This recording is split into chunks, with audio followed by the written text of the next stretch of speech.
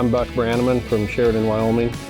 I'm a horseman and I've taught horsemanship all over the world for the last 38 years. And of course, most of them are in the United States here, but I do them all over Europe and Australia, New Zealand. I always felt like there ought to be a way to work with horses to where if they got to make up the rules, how you'd get them to understand. That'd be how I'd approach it, and that's really how my mentors approach this style of horsemanship, which is, relatively new, I would say in the last 75 years anyway.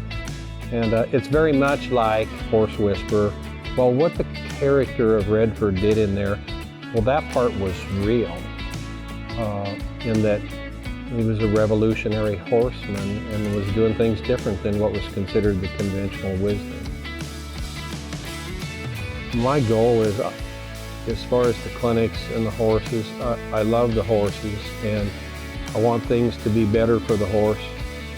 Yet the horse can still do his job and work for you, but he ought to be able to enjoy what he does. And at the same rate, the clinics also, through working with people and their horses, it has a different effect than just getting your horse to where he behaves better. The horse can help to change your life in a positive way too. In my clinics, there are different classes that I do. Some of the most popular ones are the colt starting clinics, where we take horses that have never been worked with, never been saddled, and over the course of 4 days we get them where you can saddle them and ride them, and then they're sort of on their way in their education. And no different than the stages you might go through in school. Yet at the same rate, it's not just a physical thing you do with horses. There has to be a mental connection as well. My foster dad was the first man that I ever thought I wanted to be like. So he inspired me to want to be a cowboy, and then the more and more I got into it, I had a passion for the horses, and frankly, the horses were my refuge. For quite a few years as a young man, I don't know how much good I did the horses, but I know they did me a lot of good. So now, I guess I spend the rest of my life trying to pay them back.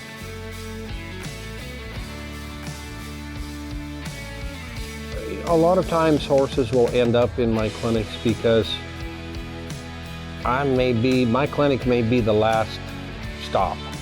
And if it doesn't work out for the horse there, then he's probably going to go to the sale ring, and you know what happens from there. And yet, when I'm helping people to get abused horses to where they can trust them and turn them into functional, good horses, you have to understand it's not so different from dealing with a kid who is coming from a really tough background. I tell people, whether it's the horse or the kid, you can be so overcome with empathy and sadness for them that you're as bad for them as where they were, because you don't set any parameters, you don't teach them and guide them, you allow them to do things that you know isn't right because you're so overcome with empathy and sympathy. And then sometimes the person that's responsible for that abused horse or kid, they do a poor job because they don't teach them how to function. Even if you come from a tough background, the world isn't going to feel sorry for you. You have to figure out how to pull yourself up by your bootstraps and make it happen. And it's no different when working with a young horse that's maybe been really troubled by somebody. Sure, you feel bad for what already happened, but you can't live in the past. You have to live in the moment. And there's a point where you just move on, get to work. It might upset you, it might bother you, you might feel like it made you uncomfortable the way they were doing it, but I really think most people are doing the best they can with what they know. I have to always be careful that when people come to my clinics, that no matter where they're coming in ability-wise, that they are trying or they wouldn't even be there. And yet sometimes the way the horse and the human are getting along, it makes me sad for the horse. And that's my job to change it.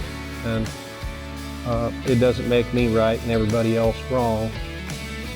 I have been around a long time, so it looks like whatever I'm doing is going to probably work out for me and everybody else too if they would give it a try. And long story short, I'm not afraid to look in the mirror.